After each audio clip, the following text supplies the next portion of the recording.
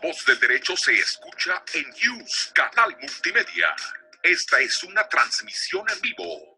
¡Comenzamos!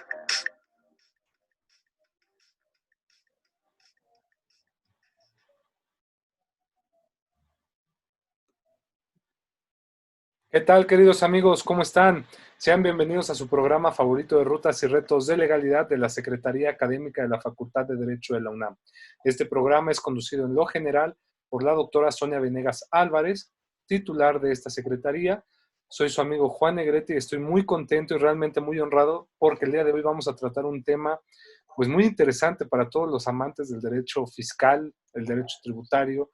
Vamos a hablar sobre la fiscalidad internacional y la economía digital que hoy por hoy viene a permear pues a muchas empresas grandes a nivel mundial, inclusive en México hoy por hoy pues ha sido tema de debate, sobre todo la creación de impuestos a pues estas empresas que utilizan plataformas digitales, por ejemplo. Para ello pues es un gustazo y realmente créanme que estoy muy contento, amigos, porque contamos con la valiosa presencia del doctor César Augusto Domínguez Crespo, quien es un abogado que realmente su reputación le precede y que vaya, ya tiene muchísimos años dedicándose a la materia tributaria. Él es doctor en Derecho Financiero y Tributario por la Universidad Complutense de Madrid. Tuvo un sobresaliente cum laude. Cuenta con una mención doctor europeus avalada por la Universidad de Economía de Viena. Estudió de Business Law en University of San Francisco en Estados Unidos. Cuenta con una maestría en fiscal por la Universidad de Guanajuato y por supuesto es licenciado en Derecho por la Universidad Iberoamericana en Plantel León con reconocimiento por haber sido el mejor promedio de la generación. Actualmente es asesor y abogado litigante en materia tributaria, la cual se ha dedicado desde 1999 con su bufet propio, teniendo pues vaya grandes clientes en el entorno empresarial, distintas dependencias, incluidos el Congreso Federal Mexicano, el Congreso del Estado de Guanajuato, fue procurador fiscal del Estado de Guanajuato de 2018 a 2019, actualmente está asociado en la firma Facio Cañas Fey Catax en Costa Rica y pues es miembro del Sistema Nacional de Investigadores de México desde 2017 a 2019, autor de 5 libros muy interesantes como es El Derecho Tributario, editado por Thomson Reuters, Los fines extrafiscales de los tributos por Porrúa, El principio de capacidad económica en Derecho Tributario de la Unión Europea por el Instituto de Estudios Fiscales en Madrid, y pues vaya, también colaborador de numerosos libros y revistas publicados en más de 10 países.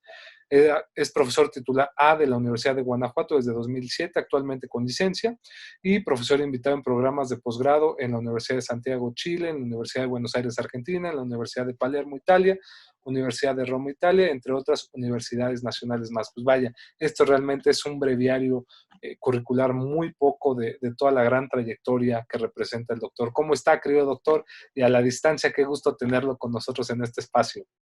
Hola Juan, muchas gracias por tus comentarios y un saludo al auditorio. También para mí es un placer poder hablar con ustedes.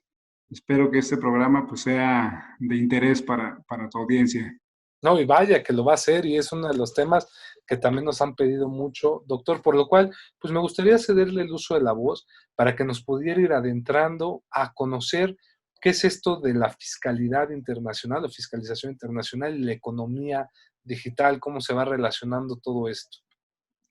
Sí, gracias Juan. Entiendo que el auditorio son fundamentalmente estudiantes de Derecho, Así es. pero también hay interés en personas pues, que no han estudiado esta carrera en conocer estos temas. Con mucho gusto intentaré pues, hablar en un lenguaje que todos conozcamos para pues, que sea más interesante. El tema que yo les proponía y que amablemente aceptaron para escuchar es el de la economía digital. ¿Qué es esto? Pues lo que vivimos todos los días, ¿no? Lo que estamos haciendo justo en ese instante es grabando, o mejor dicho, sí, haciendo un programa por medio de una plataforma, un software que lo permite, se va a subir a redes sociales, se va a dar difusión en algunos medios electrónicos y bueno, es parte de estos medios electrónicos, sea YouTube, sea Facebook, sea el que sea, bueno, son grandes empresas, grandes emporios multinacionales que hacen negocios en todo el mundo, ¿verdad? No necesariamente lo están haciendo con nosotros no le estamos pagando nada, pero son empresas que en su momento le cobran, ¿verdad? Anunciantes, a gente que les pide información, etcétera, son empresas. Lo que ellos hacen, como cualquier empresa en el mundo, es negocio. Lo estamos haciendo en este instante y lo hacemos todos los días. En el momento que abrimos nuestro teléfono, que revisamos correos, que hacemos alguna compra electrónica, que hacemos alguna transacción, todos los días estamos metidos y estamos activando la economía digital. Y la verdad es que esta pandemia vino a acelerarlo aún más. Si ya hacíamos muchísimas operaciones vía electrónica, ahora eso se ha aumentado de manera exponencial, de tal manera que estos temas es el presente y el futuro inevitablemente del mundo. Quiero hablarles o quiero hacer un poquito de memoria. Entiendo que el público son jóvenes 18, 20, veinteañeros. Así es. Y pues no saben cómo funcionaba el mundo de sus papás, ¿verdad? Cómo era antes de la economía digital. En ese sentido, vale la pena recordarles cómo era un poquito y por qué la economía digital viene a ser un problema a los sistemas tributarios, no solo de México, del mundo entero. Pues antes, vamos a decir, vamos a pensar en algo muy, muy usual, un disco, ¿no? Una película. Uno iba a una tienda a comprar un disco. Entregaban un LP en su momento, después ya en los 90 un CD. Entonces había algo físico. Eso físico, ya sea que se fabricara en el país, pues la fábrica que lo producía tenía unas ganancias, pagaba sus impuestos. La tienda de discos tenía sus utilidades, pagaba sus impuestos como cualquier otro negocio común y corriente. Si se importaban esos discos, bueno, al momento de pasar por la aduana, era muy fácil ubicar las cajas de los productos, pagaran su IVA, pagaran sus aranceles, y era una economía física, era tangible todo lo que estaba pasando. Ciertamente había servicios, ¿verdad? Y los servicios, pues básicamente, también existían, por supuesto, siempre han existido, pero los servicios internacionales eran mucho más acotados, un poquito más fácil de trazar o de ubicar. Con todo y que no había pues todo el intercambio de información que hay ahora. Ese mundo ya desapareció. Al día de hoy, yo no sé, yo tengo años que no compro un disco y eso que soy aficionado a la música, todos los días escucho, todo el día tengo prendido, pero ya ahora utilizo Spotify, ¿verdad? Uh-huh. Y hace años ya también había dejado de comprar discos. Mejor dicho, discos en físico, los bajaba en las plataformas autorizadas. Nunca me ha gustado piratear, eso también hay que decirlo. Pero es decir, los que lo hemos hecho siempre por la vía legal, ya no es como era antes. Ya ahora lo descargas, yo le pago a Spotify una mensualidad y Spotify me deja con la autorización, por supuesto, de los autores, de los productores, me permite a mí escuchar toda la música sin límite que ellos ofrecen en su plataforma. Si deja de gustarme esa plataforma, me mudo a otra, etcétera, pero ya no hay nada físico. Ya ese mundo desapareció. ¿Qué significa entonces al no haber nada físico? Que el SAT, para dejarlo en números, pues ¿a quién le va a cobrar impuestos? ¿Sí? ¿Quién está ganando dinero con el hecho de que yo tenga una suscripción y que yo pague para escuchar música o para ver una película, ¿verdad? El SAT, ¿a quién le va? ¿Quién está ganando esas cantidades para ver dónde están la ganancia y en consecuencia cobrarle sus impuestos? Pues en la economía digital es muy complejo. Antiguamente, vamos a decirlo, me voy todavía más atrás, había una especie de consenso internacional, ¿verdad? Los grandes países la mayoría de los países, algunos de los cuales insertos en miembros integrantes de la OCDE, es un organismo muy importante, que por muchos años la OCDE era, y yo me atrevería a decir en los años 90 todavía, era el club, o la década pasada, era el club de los países ricos y México.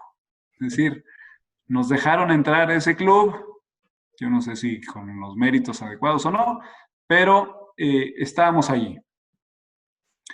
De tal manera pues la OCDE ha sido el motor de la fiscalidad internacional. Y lo digo con el reconocimiento, porque es una gran organización mundial y ha sido el motor, es lo que ha empujado desde mediados de la década del siglo pasado los avances en la fiscalidad internacional. Si no fuese por la OCDE, los convenios para eliminar la doble tributación hubiera sido más lento. En fin, es toda una discusión que no quiero agobiarlos con esa parte, pero la OCDE ha sido la organización que ha empujado, ha desarrollado la investigación, el estudio, y al interior de la OCDE e incluso en la ONU, una organización, por supuesto, mucho más incluyente que la OCDE, había una especie de consenso donde pues, las ganancias o el país que tenía derecho a cobrarle impuestos a las ganancias de las empresas era y sigue siendo el país de su residencia, donde reside fiscalmente esa empresa. Okay. ¿Verdad? Dejándole, porque siempre hubo esta duda, sobre todo a mediados del siglo pasado, esa pelea entre los países donde las grandes empresas tenían su residencia, con los países donde esas grandes empresas tenían sus ganancias, ¿verdad? Porque Volkswagen, por ejemplo, tenía en su momento su residencia y a la fecha sus headquarters, sus bases central en Alemania, pero sus ganancias no necesariamente vienen de Alemania, vienen de todos los países a los que nos venden sus carros. Entonces, este pleito eterno entre el país de la residencia con el país de la fuente ha sido la constante lucha por décadas. Pero en esta lucha, hay que decirlo con claridad, más o menos había ganado, o ya se tenía un acuerdo de, bueno, es en la residencia, el estado de residencia, el que tiene derecho a cobrar impuestos, ¿no? Porque es de ahí donde surge la creatividad, ahí es donde viene el origen y ya donde se realizan los negocios es menor. Estoy simplificando de manera absurda, que si algún experto me escucha pensará que es incorrecto. Bueno, estoy simplificando para hacerlo comprensible al público. Al público en general.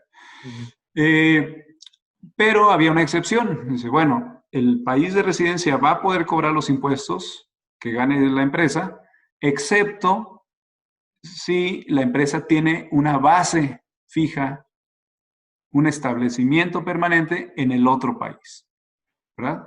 Que sería el caso, nuevamente, de Volkswagen. Volkswagen, su base está en Alemania, bueno, pero se estableció en México, estableció una fábrica en México y el fabricante de México es el que los vende, por lo tanto, también México cobraba sus impuestos, o el fisco mexicano cobraba los impuestos por las ganancias de las ventas hechas por este establecimiento en el país. Este consenso, con sus idas y vueltas, se reflejaba en los tratados para eliminar doble tributación, ¿verdad? Y México ha sido un campeón de estos tratados. Teníamos y, bueno, seguimos teniendo 60 tratados individual con cada país, ¿verdad?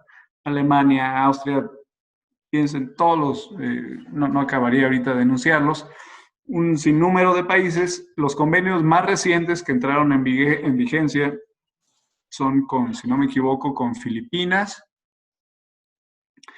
y Arabia, que entraron en vigencia en el 2019. Son los convenios más recientes. Pero hay una red, tenemos una red individual con 60 países, con convenios para eliminar la doble tributación. Y precisamente en esos convenios se establecían estas reglas, ¿sí? Si las ganancias son por actividad empresarial, se quedan en la residencia, excepto si hay un establecimiento permanente. Si las ganancias son por regalías, se puede cobrar una parte. Es decir, cada tipo de dinero, cada tipo de renta tiene su tratamiento.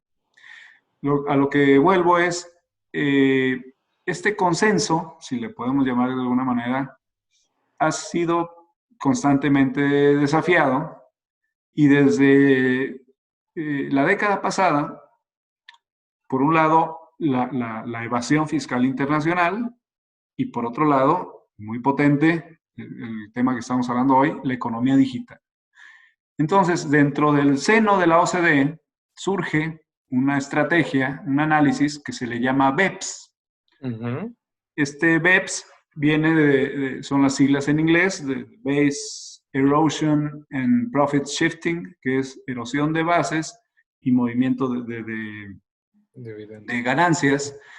Esta estrategia BEPS lo que pretende, con su número de ingredientes, es precisamente ver cuáles son la fuente de la evasión fiscal internacional y proponer soluciones que los países, primero los que somos miembros de la OCDE, pero después, por su gran influencia el resto del mundo, vamos adoptando ciertas medidas, vamos adoptando ciertas recomendaciones que nos hace la OCDE para atajar esos graves problemas de la evasión fiscal internacional y la erosión de las bases. La erosión de las bases no es otra cosa que lo que planteé hace un momento. ¿A dónde se va el dinero?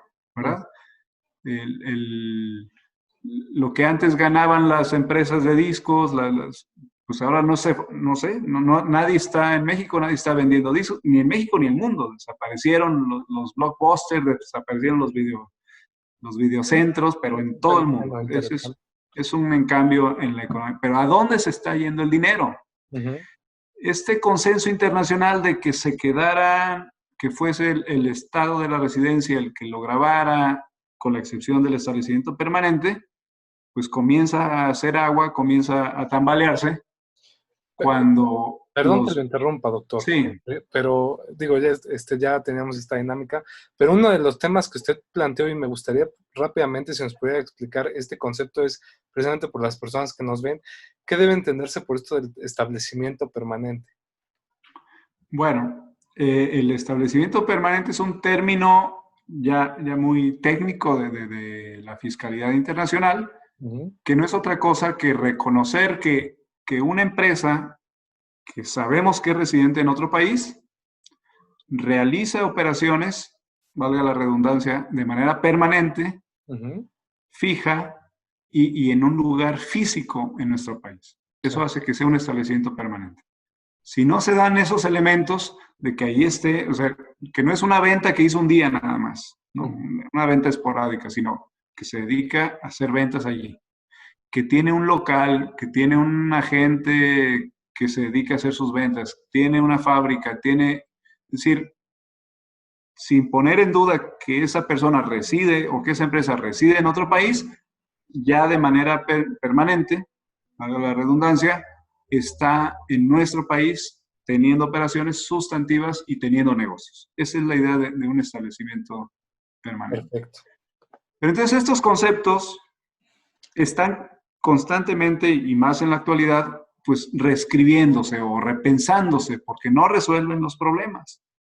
Porque los países, vamos a decirle, los que suelen ser los ricos, no quiero usar esa expresión, pero a veces es más fácil así ubicarlo, pues ellos estaban muy tranquilos, pues que se paguen impuestos en la residencia. Pero resulta que las empresas, o que nadie, no solo las empresas, nadie estamos peleados con nuestro dinero, ¿verdad? Entonces, yo no conozco a nadie que quiera deshacerse de su dinero, y las empresas tampoco. Así es. Entonces, como nadie estamos peleados con nuestro dinero, las empresas dicen, oye, pues sí, soy residente en Estados Unidos, pero pues me puedo ir a residir a otro país, ¿verdad? Donde sale un poquito más el sol, donde está más calientito y donde me cobran menos impuestos. Entonces, las empresas se mueven, ¿verdad? Como lo hacemos nosotros, como lo podemos hacer nosotros, también las empresas dicen, pues sí, pero no necesariamente estoy a gusto en Italia, en Francia, en Alemania, en Estados Unidos. ¿Qué tal que me voy a vivir mejor a Malta? Que ahí me han dicho que se vive muy a gusto, ¿verdad? Un paraíso fiscal bonito. Bueno, digo, eso ya es un plus, eso no es lo importante, ¿verdad? Lo importante es que es un clima mediterráneo, muy a gusto y que se come bien. Entonces, es una decisión que toman las empresas. Y ahí es donde ya las empresas que sentían muy seguro que iban a cobrarles impuestos, se dan cuenta que esas empresas en cualquier momento se van.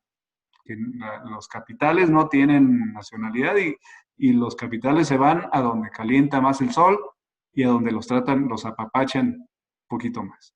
Entonces, de ahí viene a reescribirse esta idea de, a ver, porque tan fácilmente cualquier empresa agarra sus tiliches y dice, pues si en Estados Unidos me están maltratando y me quieren poner un impuesto del 50%, qué sé yo, ¿sabes qué? Yo me voy a otro lugar, ¿no? Me voy aquí a un lado y, oye, pero estás fingiendo que te vas porque aquí sigue. No, no, sí me voy de verdad. O sea, las empresas se van y se agarran con todo. Y o me voy a Islandia, o me voy, o las empresas más sofisticadas dicen, bueno, yo tengo mis servidores. Estaba leyendo hace poco, eso es una noticia ya vieja, por ejemplo, Google, que surge en Estados Unidos, sus servidores, que son donde físicamente está toda la información que nosotros tenemos con ellos, albergada con ellos, gastan cantidades ingentes en mantener una temperatura baja, o sea, en refrigerar básicamente sus servidores, que no se calienten. Entonces dice, bueno, hasta se venden como ecologistas, dicen, mira, yo me voy a Islandia, ¿verdad? O a Groenlandia, o me voy por allá, y debajo del mar voy a poner una plataforma para albergar ahí mis servidores, y resulta que con ese movimiento, aparte de que voy a ahorrar millones y millones en refrigeración y todo esto, soy ecológico, soy una empresa sustentable, y mira qué buena suerte, porque ahí los impuestos son diferentes. Ya no resido en Estados Unidos, ahora resido en Islandia, o ahora resido en Groenlandia, o ahora resido en otra jurisdicción. Entonces, las empresas, por supuesto, se pueden mover, y aquí por eso, insisto, es donde reacciona la OCDE, ve esta situación como, a ver, vamos a ver qué hacer, de tal manera que los criterios de residencia y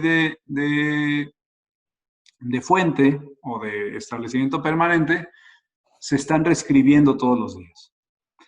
Y al día de hoy, ¿qué está pasando? Lo vivimos todos los días, incluso hasta no por hacer anuncio, pero pues, convivimos diariamente, revisamos, ya comenté Spotify, vemos películas por Netflix, pedimos por Uber Eats o pedimos un Uber o pedimos un... Todos los días estamos haciendo consumos. Uno si pide por Uber Eats puede pensar, bueno, es que a mí me lo traen de aquí de las hamburguesas que venden en la otra colonia. Sí, y la hamburguesa recibe, donde fabrican, el restaurante recibe su dinero, yo recibo mis hamburguesas, pero el intermediario, el que nos dio el servicio, a él, de conectarlo conmigo, a mí, de darme un medio de pago que yo me siento tranquilo, que no me van a estafar, que va a llegar seguro. Ese intermediario que da el servicio, aparte de que le paga al muchacho que físicamente nos lo trae, pero el servicio lo están cobrando y ese no sabemos a dónde va a parar. Así es. ¿Verdad? Alguien puede decir, pues es que Uber está en Estados Unidos. Eso es lo que quisieran los gringos, pero no necesariamente, por lo que acabo de decir.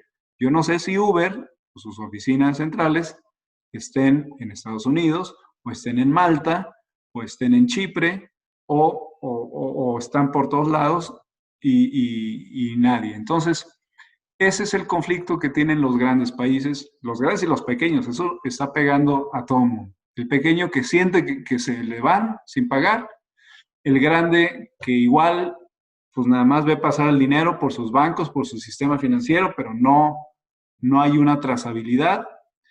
Entonces están buscando soluciones, ¿verdad? Para, para resolver ese conflicto. Y no es que sean evasores, no quiero que quede esa idea.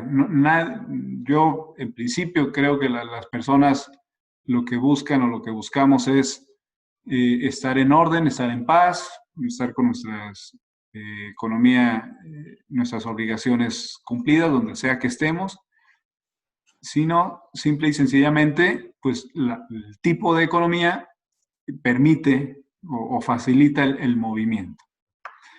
Y hay países pues que sí, definitivamente viven de hacerse atractivos para que les paguen poquito y hacerse atractivos a ese tipo de inversiones.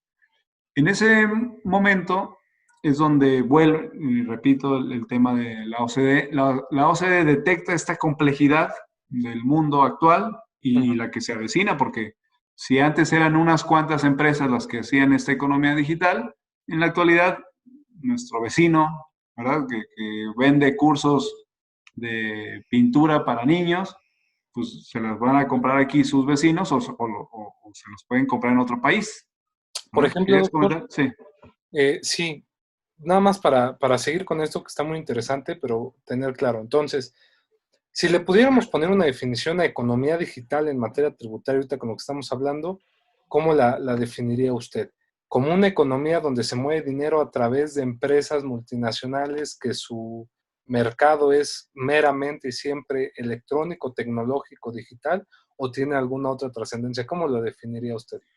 A ver, la economía digital no necesariamente es internacional, ¿verdad? La Okay. economía digital, pues es justo lo que mencioné. Puede ser simplemente el vecino que ofrece sus cursos de pintura y páguenme, eso ya es economía digital. O quien ya presta servicios, no se mueve de su casa, y lo estamos viviendo muchos, pues sin moverse de tu casa, tú ya haces tu trabajo, mandas un informe, un reporte, te lo pagan, un diseño, no sé, un diseñador gráfico, ya no tiene que ir a hacer nada físicamente, todo es digital, el servicio, el soporte es digital, es un software, son datos lo que se envía.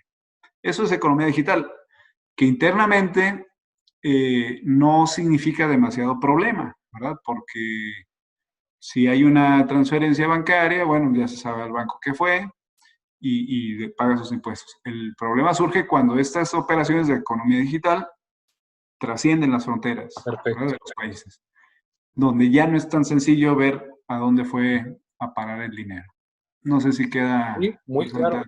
Adelante, por favor. ¿verdad? Entonces, con esta economía digital que la vivimos todos y que está siendo cada día más potente, cuando se vuelve internacional, y tampoco es tan difícil que se vuelva internacional, ¿verdad? Porque voy a dar un caso que aquí acabo de ver. Es una empresa que está sentada en Costa Rica, pero da un servicio de unos servidores que están en Estados Unidos y también da unos servicios de un software que se lo vende a una empresa que está en otro país. Esa empresa que está en otro país, a su vez, uno de sus clientes está en Costa Rica. Es decir, este servicio digital, que vamos a ponerlo fácil, un software, la empresa de aquí se lo mandó a la de otro país y después la del otro país la devuelve, pero ya en un paquete de servicios y bienes que aquella vende a un cliente que está aquí. Entonces, pues ahí saltan las alarmas porque alguien dice, oye, es que estás evadiendo, lo mandaste allá, pero realmente lo querías mandar acá. Es decir, y es explicarles a las autoridades, ¿no? Eso no pasó, en realidad sí salió. Que la economía actual permite a este desarrollador de software saber a dónde fue a parar el servicio que él vendió desde un inicio, no quiere decir que el servicio no haya salido, que ese es el conflicto que se tiene. Que la autoridad dice, no, es que solo le diste la vuelta, pero en realidad lo querías mandar aquí. Y decirles, eso no es cierto. O sea, sí salió, porque realmente mira cómo se mandó, se facturó, se utilizó tal, que al final el que lo utiliza está aquí, bueno, es otra exportación, es otra línea. Ujú. Entonces hay esta confusión tal que pues todo el mundo está erizo, todo el mundo está a la defensiva y los fiscos de todos los países creen que los quieren desfalcar por todos lados, lo cual no necesariamente es correcto. Entonces, la OCDE viene con una idea interesante que viene no solo a trastocar o a dar una solución para la economía digital, ¿verdad? Sino que yo creo que le toca a todo lo demás y más que nada reconoce que la economía digital es ya al día de hoy lo que mueve al mundo, ¿verdad?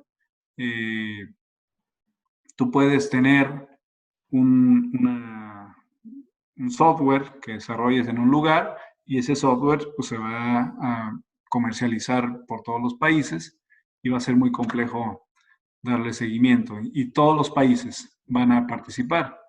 Entonces, la OCDE viene con una estrategia que ellos le llaman de 2 pilares, que es muy interesante, porque empiezan a cuestionar este consenso que yo les decía al principio, de que ya estaban de acuerdo todos los países en que les toca uno y el otro con excepción, y ya empiezan a ver que eso no va a pasar, ¿verdad? Ujú. Tienes una gran empresa, por decir algo, Airbnb, que es otro monstruo que está por todos lados. Y dice, a ver, ¿cómo le vamos a hacer con Airbnb?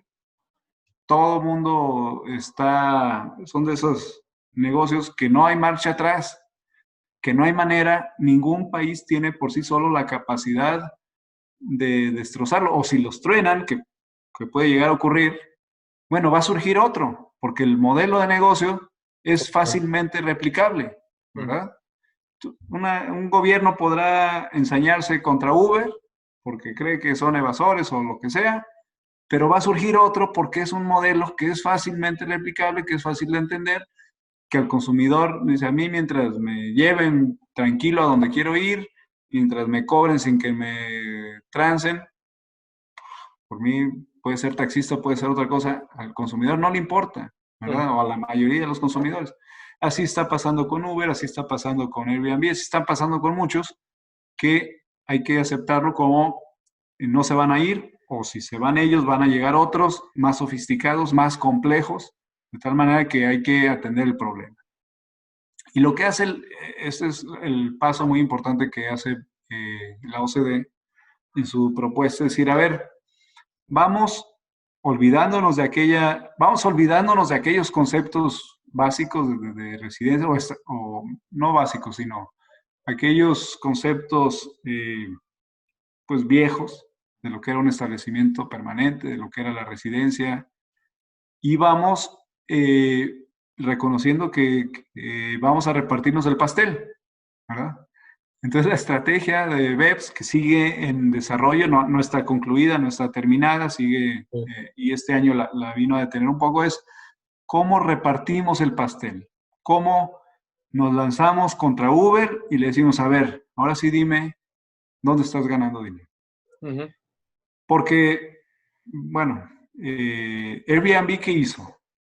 Airbnb, y si alguien que nos escuche trabaja ahí, no me dejará mentir, pues es una empresa y la gente que trabaja ahí no son de otro planeta, son como tú, como yo, que esa es su chamba y que buscan hacer lo mejor para su negocio. Ujú. Se han acercado, por ejemplo, con los gobiernos locales. Dicen, oye, pues tú tienes un impuesto a los hoteles, ¿verdad? Que pues no hemos estado, o nuestros afiliados, nuestros asociados no han estado pagando. ¿Cómo ves si hacemos un convenio y te pagamos? ¿Verdad? Porque nos interesa estar en orden. Y algunos estados lo han aceptado. Y otros han dicho, a ver, pues ¿cómo que tú me vas a pagar lo que tú quieras? ¿O qué? Si esta es una obligación tributaria, si no es de buena gente o no es de que eres una empresa responsable. No, esta es su obligación pagar, ¿verdad? Ujú. Y ahí es donde se ha atorado la negociación con algunos estados En el caso de Guanajuato, cuando fui procurador, esa fue la situación. Ya no le di seguimiento a ver cómo está ahora, pero se detenía la negociación porque cuando le decíamos, a ver, tú no puedes poner condiciones, tú nos tienes que dar todo lo... Si no quieren que haya actos de fiscalización, pues nos tienen que decir quiénes son. Porque si no, yo puedo ir a molestar a una casa creyendo que no han pagado y resulta que ya pagaste. Ah, no, es que no podemos dar información. Entonces, imagínate, y algunos estados sí han aceptado esos convenios. Yo los discutiría, obviamente, desde el punto de vista tributario, son claramente discutibles porque, oye, ¿cómo que el contribuyente va a pagar lo que a él le dé la gana sin ninguna información de ningún tipo?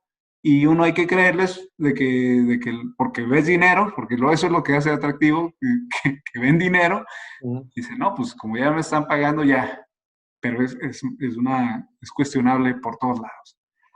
Entonces, y el gobierno federal, no he estado en las tripas del gobierno federal, pero no dudo que haya un tema también de esa naturaleza, ¿verdad? Porque amarrar todos los hilos de por dónde están debe ser complejo. De tal manera que sí hay que apoyarnos con instrumentos internacionales, y lo estoy diciendo desde el mejor sentido de la palabra, hay que apoyarnos con otros países, hay que apoyarnos en instituciones internacionales, porque si nosotros queremos como país actuar solos, se nos van a escapar o corremos el riesgo muy grave de hacernos arbitrarios, ¿no? El ejemplo que les ponía hace rato de cómo actuó el fisco cuando un servicio se mandó a otro país y luego volvió, querían cobrarle impuesto a la salida y luego otra vez a la entrada,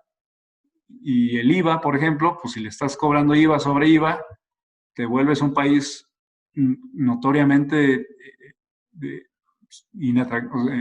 pierdes atractivo. Pues, ¿quién va a querer invertir ahí o quién va a querer hacer negocios si te sirves con la cuchara grande y de manera arbitraria para los negocios, ¿no? Entonces, hay que hacer que las empresas paguen lo correcto, y hay que buscar los mecanismos, y estos mecanismos internacionales definitivamente, y el intercambio de información definitivamente son básicos, ¿no? Quería un poquito plantear, esa era la idea, plantearles cuál es el problema. La solución no está, ¿verdad? Bueno, al día de hoy. La situación no está, como bien lo señala, pero sí me gustaría preguntarle. Hoy por hoy se han empezado a dar muchas medidas, sobre todo en materia de impuestos. ¿Cómo ve usted o cómo más bien, cuál sería su análisis, si lo pudiéramos hacer así o hacer esta pregunta, respecto a que se les cobren ciertos impuestos a estas plataformas digitales o estas empresas que utilizan plataformas digitales? ¿Por qué lo ve así? Usted, como experto que es, lo sabe mejor, ya ve que sobre todo hace como 2 años se estaba analizando, dicen, bueno, ¿sabes qué? A la empresa no le puedo pegar por la renta, entonces me tengo que ir por una vía de imposición directa. Entonces hay que ponerles IVA, ¿no? Porque se presta un servicio. Y de repente decían, oye, pero es que, pues al momento en que tú le pagues el IVA, pues realmente quien va a terminar pagando el impuesto, pues no va a ser la empresa, o sea, es la obligada a pagarlo, pero no va a ser al final la última, sino va a ser el usuario quien va a tener que pagar ese impuesto. Entonces, ¿cómo ve usted ahorita cómo se ha manejado esta tendencia de cobrar impuestos en los estados para, pues de alguna forma, evitar que se sigan como yendo estos flujos económicos de empresas internacionales? A ver, es muy buena pregunta. Para empezar, estas empresas internacionales siempre han tenido que pagar impuestos a la renta, ¿verdad? Okay. Eso no es nuevo. Y también te podría decir, de alguna manera siempre habrían tenido que pagar el IVA. Lo que pasa es que ya no es un tema de si tienen que pagar o no, es la forma de fiscalizarlo se volvía compleja. Lo que se hizo en el último año fue, y no solo en México, en el mundo entero, es especificar ese detalle de ese servicio. Entonces ya se deja de manera expresa que el servicio que recibimos de este tipo de plataformas está grabada con IVA. Yo sé que lo que voy a decir es muy poco popular, pero a mí me parece bien que se pague. Precisamente por, como comencé la plática, fue diciéndoles cómo funcionaba el mundo. Y en el mundo, cuando uno iba a comprar un disco, pues uno pagaba el IVA. Sí. O sea, estás recibiendo un bien, un servicio. Yo no veo por qué, ahora te lo digo te lo pongo desde el punto de vista de la equidad tributaria. No, sí. Yo no entiendo por qué habrían de estar exentos. ¿Por qué tiene que estar exento una película de Netflix y no una película en el cine o no otro tipo de servicio por cable? No veo por qué unos sí y unos no. No encuentro una razón. Entonces, desde mi punto de vista, tiene que estar grabado como siempre lo ha estado, pero ahora con el énfasis que se hace. Y la dificultad y las dificultades que han tenido los fiscos para cobrarles. Y sí, que lo va a pagar el consumidor, claro. Pues es que siempre, eso ha sido siempre, el IVA tiene esa razón de ser, esa naturaleza, es un impuesto cascada al consumo, ¿verdad? Yo no creo que alguien diga, es que tengo mi derecho humano al Netflix. No, para nada, ¿no? Y que el mínimo vital, ponerme Netflix en mi mínimo vital. No, a ver, si tienes Netflix.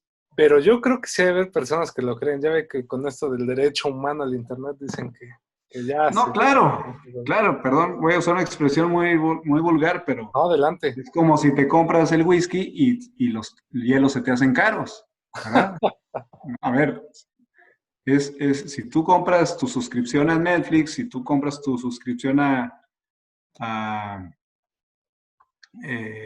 pues a otra plataforma, bueno, el IVA debes asumirlo como parte del precio, de lo que pagas. Ojo, ajá, que sí debemos exigirle al fisco es, a ver, a mí ya me lo cobraron, ahora tú, cóbraselos. Era lo que le iba a preguntar, porque, sí. O sea, la tendencia o sea, sí entendemos y es en un ejemplo de equidad tributaria, pues todos tenemos que pagar lo que debe ser, ¿no? Todos por igual si actualizamos la norma. Y eso está muy bien, digo, se entiende que hay que pagar IVA porque hay una prestación de servicios o un consumo. También se entiende que deben de pagar el ISR pues, las empresas. Pero entonces, mi pregunta va, suena muy fácil decirlo, pero ¿por qué ha sido tan complicado? ¿No? O sea, volvemos aquí a este resumen, es decir, si pensamos en una empresa multinacional, que decimos, a ver, ¿dónde están sus oficinas? No, pues están no sé, se me ocurre Alemania. Y aparte, pues tiene empresas en todos los países donde, pues, genera recursos de cada país, ¿no? Tiene su establecimiento, tiene sus oficinas en cada país. Entonces, ¿por qué ha sido tan difícil para muchos países lograr fiscalizarlos de la forma que ellos pretenden o buscan? Porque mucho se dice a veces en el argumento de la comunicación o del periodismo de, ay, no, es que lo único que hacen es estar evadiendo y evadiendo y evadiendo. Pero entonces, ¿por qué este reto, doctor? O sea, ¿por qué realmente esta necesidad como, bueno, sabes que hay que ir reformando, hay que ir planteándole que estén en las leyes y que en la ley diga y todo esto? ¿Por qué? Mira, yo sí creo que ha faltado creatividad. Yo sí creo que ha faltado por parte del fisco, de las administraciones tributarias, ha faltado realmente pensar cómo llegar, ¿verdad? Y no quiero sonar profisco, bueno, es que yo he estado de los dos lados, ¿verdad? Ahora defiendo a los contribuyentes. Integral. Sí, pero precisamente porque he estado de los dos lados, me parece que el fisco federal tiene toda la información, Juan. El fisco federal tiene toda la información financiera en nuestro país, desde cuando el secreto bancario desapareció hace casi 2 décadas. Tiene información de dónde va el dinero, ¿verdad? Tiene las transferencias de los pagos que hacen. El fisco federal sí sabe a dónde va a dar el dinero. O sea, o sabe cuándo sale del país y por qué caminos sale del país. Los fiscos locales están un poquito más restringidos. Esa información no siempre la van a tener.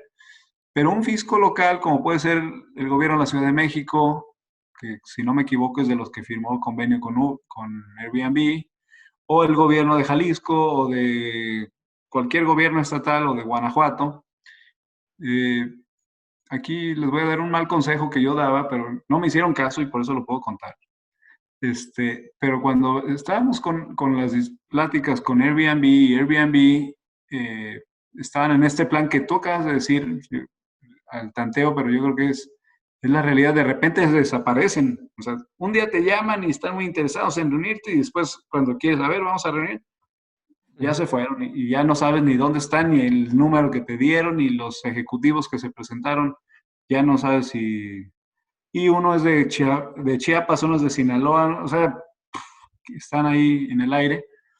Y decía, a ver, si lo que queremos es que nos paguen un impuesto al hospedaje, pues a mí no me cuesta nada meterme en cualquier computadora, tú o yo, cualquiera nos podemos meter, a ver, hospedaje en Querétaro.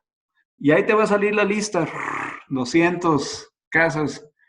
Pues a esas 200 casas les caes, ¿verdad? Porque ellos son los obligados directos. O sea, el que presta el servicio de hospedaje y obtiene un ingreso es, en la legislación de varios estados, el obligado directo. Que también lo va a hacer el intermediario, ese es otro plan. Exactamente. Pero, Es un ingreso pero que tienen. si tú les caes, perdón, Ajá, sí, por favor.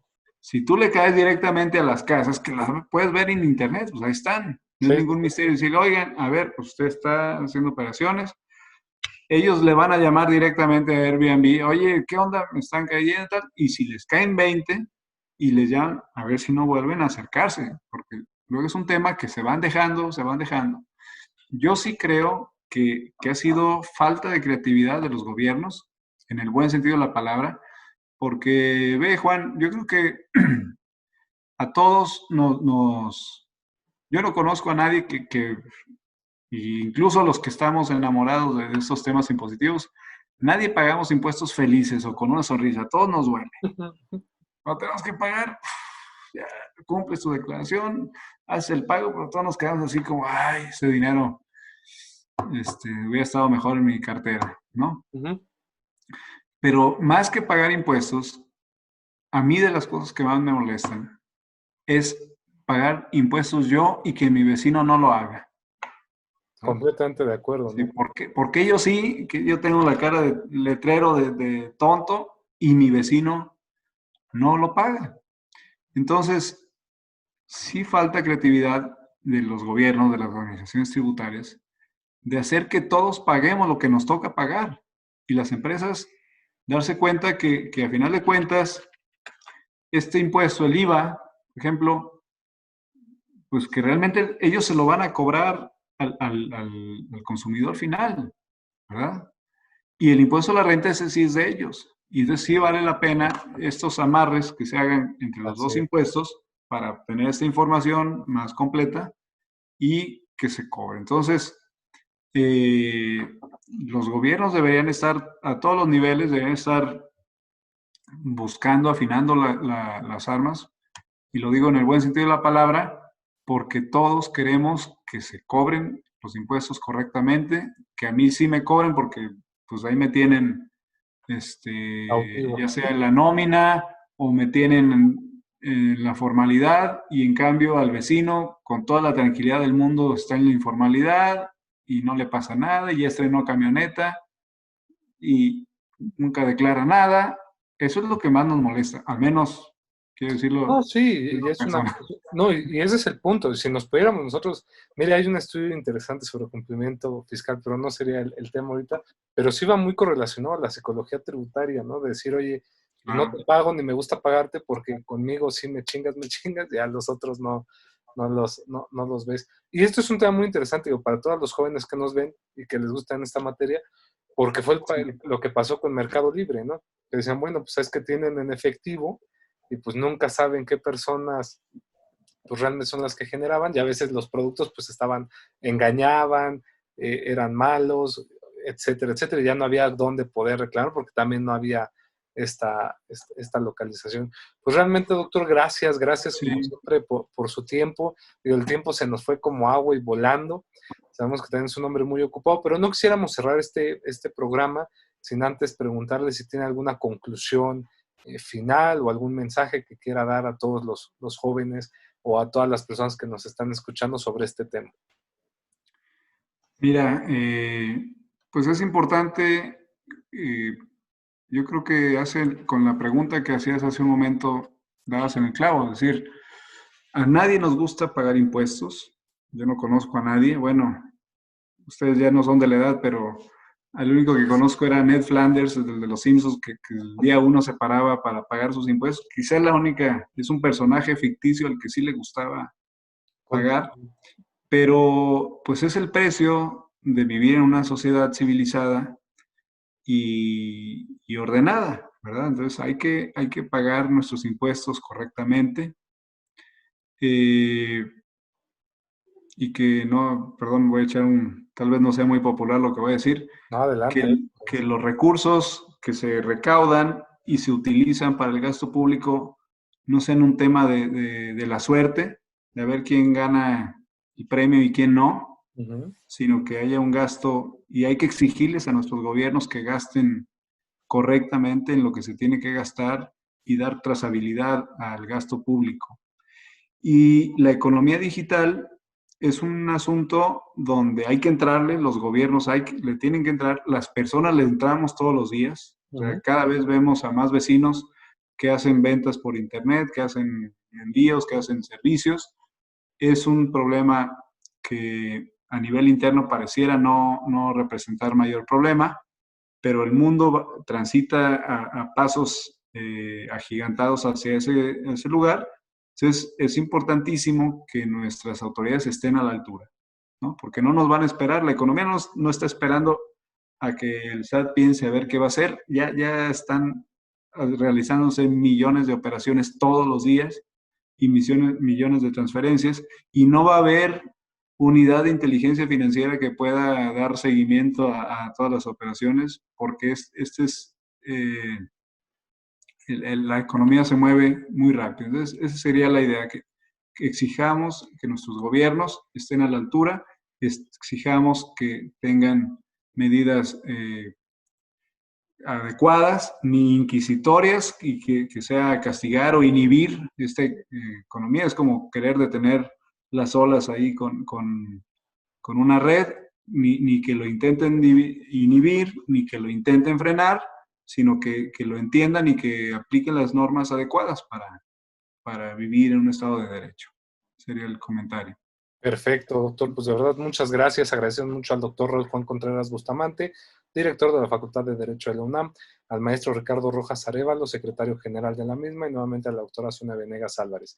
Por favor, a todos ustedes que nos ven y que nos sintonizan, como ya saben, les pedimos, por favor, suscríbanse a nuestro canal para que día con día reciban las actualizaciones y los nuevos programas que tenemos para ustedes, así como también regálenos un like si fue de su agrado y difundan y compartan este material, porque es para pues el conocimiento de todos y puede serle de gran ayuda y gran utilidad a un amigo, a un familiar, a un vecino, nunca sabemos a quién, y pues es para beneficio de todos. Agradecemos mucho al doctor César Augusto Domínguez Crespo, como siempre, su buena voluntad para compartir con nosotros sus conocimientos y siempre estar apoyando a los universitarios para su formación. Muchas gracias, doctor, y será un gusto verlo en un próximo programa.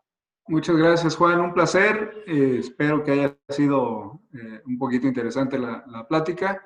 Y yo encantado, ¿verdad? De platicar contigo, con tu auditorio, las veces que sea. Una tarde siempre es agradable. Excelente, y así va a ser, estamos seguros. Muchas gracias.